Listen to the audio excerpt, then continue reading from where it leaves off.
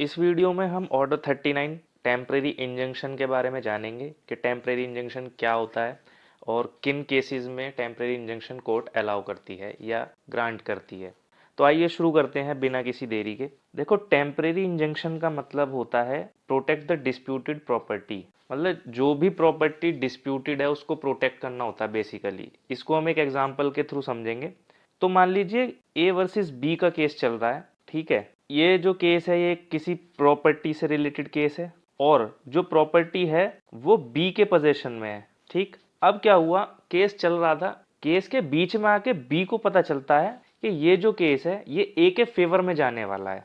तो बी क्या काम करता है, जो प्रॉपर्टी डिस्प्यूटेड है जिस पे ये केस चल रहा था उसने उसको डैमेज करना शुरू कर दिया। डैमेज इन द सेंस उसको कहीं से तोड़ने लगा।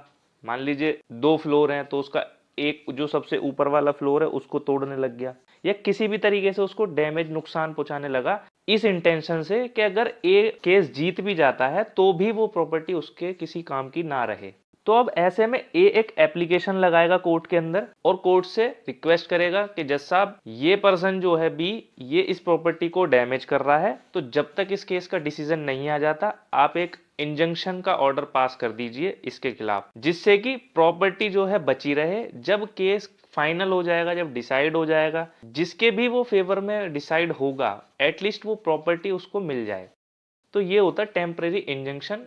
सिंपली जिस प्रॉपर्टी के ऊपर डिस्प्यूट है उसको बचाने की कोशिश करते हैं हम लोग, कि किसी भी तरीके से वो प्रॉपर्टी डैमेज ना हो। ऐसा ना हो कि जब तक जजमेंट आया तब तक वो प्रॉपर्टी ही नष्ट हो गई, प्रॉपर्टी ही नहीं है वहां पे। प्रॉपर्टी की मान लीजिए कोई रेजिडेंशियल प्लॉट था, ठीक है, उसको हटा के वहां पे फैक्ट्री खड़ी कर दी या उस पर कोई कंस्ट्रक्शन कर दिया, जिस चीज के लिए वो यूज का था वो यूज रहा ही नहीं है उसका। तो इससे बचने के लिए कोर्ट टेम्परेरी इंजंक्शन का ऑर्डर पास करती है, ठीक है। अब इसके कुछ ग्राउंड्स होते हैं जिन पे टेम्परेरी इंजंक्शन दिया जाता है। वो क्या क्या होते हैं आइए देखते हैं। तो देखो, जो पहला ग्राउंड है उसमें उसको मैंने 4 पार्ट में डिवाइड कर रखा है। पहला, अगर ये लग रहा है कि वो वेस्ट कर देगा डिफेंडेंट उस प्रॉपर्टी को, या डैमेज कर देगा, या ट्रांसफर कर देगा किसी को, या फिर एग्जीक्यूशन में रोंगफुली सोल्ड कर देगा, बेच देगा, ऐसे केस में आप टेम्परेरी इंजंक्शन की एप्लीकेशन लगा सकते हो, ठीक है। इसके बाद है, अगर डिफेंडेंट थ्रेट करता है या उसकी कोई इंटेंशन है प्रॉपर्टी को बेचने की या फिर अपने क्रेडिटर को धोखा देने की जिससे उसने पैसे उधार दे रखे, तो ऐसे में भी आप एप्लीकेशन लगा सकते हो टेम्परेरी इंजंक्शन की और इंजंक्शन का ऑर्डर पास करा सकते हो डिफेंडेंट के खिलाफ। थर्ड ग्राउंड है, अगर डिफेंडेंट थ्रेट करता है प्लेंटिफ को या फिर उसको उसकी पोजीशन से डिस्पोजेस करता है। इसे हम एक एग्जांपल से समझेंगे। देखो, मान लो प्लेंटिफ जो है वो रेंट पे रहता है डिफेंडेंट के यहाँ, ठीक है। अब डिफेंडेंट ने क्या काम किया, डिफेंडेंट आया, उसने उसको सामान फेंक दिया घर से बाहर कि भाई निकल तू यहाँ से अब चल, ठीक है।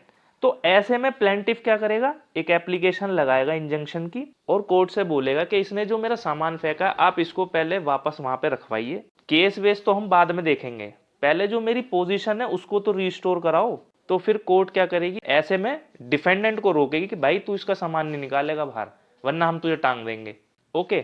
अब देखो, ये तो 3 ग्राउंड हमने देख लिए कि किन किन ग्राउंडों पे टेम्परेरी इंजंक्शन की एप्लीकेशन आप लगा सकते हो। अब कोर्ट इंजंक्शन पास करने से पहले कुछ कंडीशंस देखेगी, अगर वो फुलफिल होंगी तभी टेम्परेरी इंजंक्शन अलाउ करेगी। अब वो क्या क्या कंडीशन है वो देखते हैं। देखो, पहली कंडीशन तो है कि प्राइमा फेसाई केस होना चाहिए।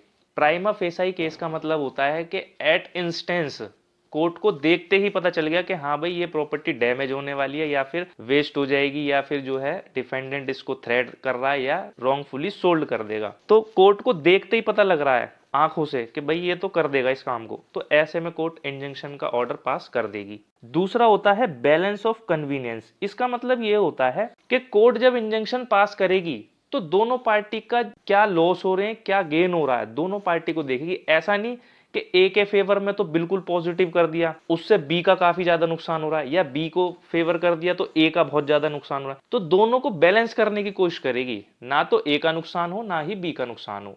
तभी इंजंक्शन ऑर्डर पास करेगी। और थर्ड है, इंजंक्शन ऑर्डर के लिए इररिपेरेबल इंजरी होनी जरूरी है। इररिपेरेबल इंजरी का मतलब होता है कि कोई भी ऐसी इंजरी हुई हो जो कि पैसे से रिकवर नहीं की जा सकती, जैसे कि या तो इमोशनल डैमेज या फिर रेपुटेशन। ये दो ऐसी इंजरी हैं जिन्हें हम पैसे से रिकवर नहीं कर सकते। तो अगर ये तीन कंडीशन फुलफिल होंगी तभी कोर्ट जो है इंजंक्शन ऑर्डर पास करेगी। ओके, तो यहां तक आपको आई होप समझ आया होगा। अब देखो एक बहुत इंपॉर्टेंट नोट है। वो नोट क्या है कि टेम्परेरी इंजंक्शन जो है ना वो सिर्फ एक ऑर्डर है, ना कि डिक्री। इसे डिक्री मत समझना, ये सिर्फ एक ऑर्डर है, ठीक है। तो ये चीज हमेशा ध्यान रखना, कॉम्पिटिटिव एग्जाम में पूछा जाता है। इसके बाद हम देखेंगे रूल 2A। रूल 2A बात करता है कि जिसके खिलाफ टेम्परेरी इंजंक्शन का ऑर्डर पास हुआ है, अगर उसने कंप्लाई नहीं किया तो उसको कोर्ट 3 महीने के लिए टांग सकती है मैक्सिमम, और उसकी प्रॉपर्टी भी अटैच कर लेगी, ठीक है। तो ये था ऑर्डर 39 टेम्परेरी इंजंक्शन।